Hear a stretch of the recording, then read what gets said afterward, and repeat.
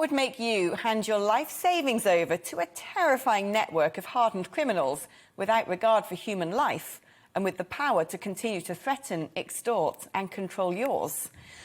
What would make you put your eldest son into the back of a truck, crushed and dehydrated and packed like cattle to the slaughter under a crude canopy as the vehicle bounces across endless miles of barren terrain, every now and then the butt of an AK-47 smashed into his ribs as the human cargo is traded from criminal to criminal? What would make you beg, borrow and steal to attain papers, to subsist in violence and squalor for months on end in the hope that you will safely make the passage to a promised life abroad? I would imagine quite a lot. Thankfully, these are decisions you and I will never likely have to take. Yet as boats continue to wash up on our shores and pictures flicker on our screens of fighting-aged young men scrambling up the shingle, is it sympathy we feel or fear and contempt? Are these people really who they claim to be? Why should we help them before we help the deprived, the discarded and the distressed born here? It is the motivations for these costly, perilous and oftentimes deadly passages that make the moral issues over migration so complex. Perhaps you are an Albanian seized by criminal gangs and forced to pretend to be from Syria or Afghanistan in order to traffic you into the UK to work in slavery or risk bloody retributions to the family you left behind. Perhaps you fled for your life from chemical weapons, persecution, your home razed to the ground, the life you had built scattered amongst the rubble of your nation. Perhaps you have been sweet-talked by a middleman who, in return for the village's collected capital, will guarantee you a high-paying job in Europe where you'll be able to send money home to protect your weak and ailing parents, your young family, ensuring them dignity and the green shoots of prosperity. Perhaps you have been lying in wait in a refugee camp, patiently biding your time, hidden amongst the scores of victims your vile fraternity of extremists has destroyed and displaced, ready to camouflage yourself amidst the desperate chaos to get into a country to carry out a horrific atrocity, as is your holy duty. As millions of Afghans are internally displaced and tens of thousands seek passage to safety in Europe, as every day crude inflatables wash up on British shores packed full of human cargo, many more invisibly crossing the border, forced into the backs of airless trucks that threaten to suffocate them before arrival, the answer to what we should do with the mounting arrivals is as elusive as their crushed-together identities.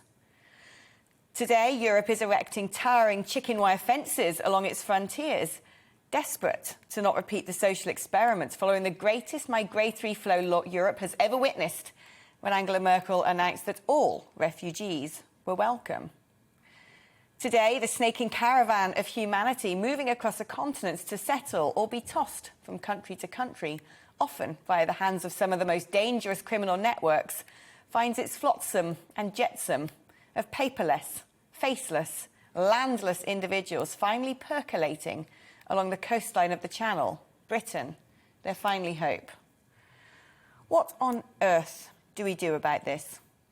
What is a refugee, an asylum seeker, an economic migrant, an illegal imposter?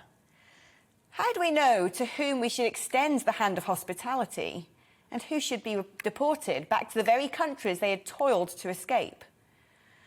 When crime rates among asylum seekers in all countries tend to outnumber those of the domestic population, particularly sexual assaults and frauds, how can we ensure that we provide sanctuary to those who deserve it, while preventing those who would not integrate nor have any desire to assimilate from gaining access? We cannot import entire populations from failed states. We cannot provide housing, jobs and welfare to those in countries plagued by poverty ahead of the needs of our own citizens.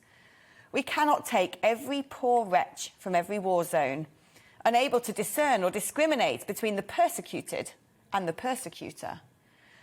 Yet also, we're a long way off ever solving the world's complex tapestries of problems to ensure such migratory flows can be stemmed. Mass exodus has existed throughout Homo sapien evolution. We're all the product of nomadic troops, resettling, seizing and integrating.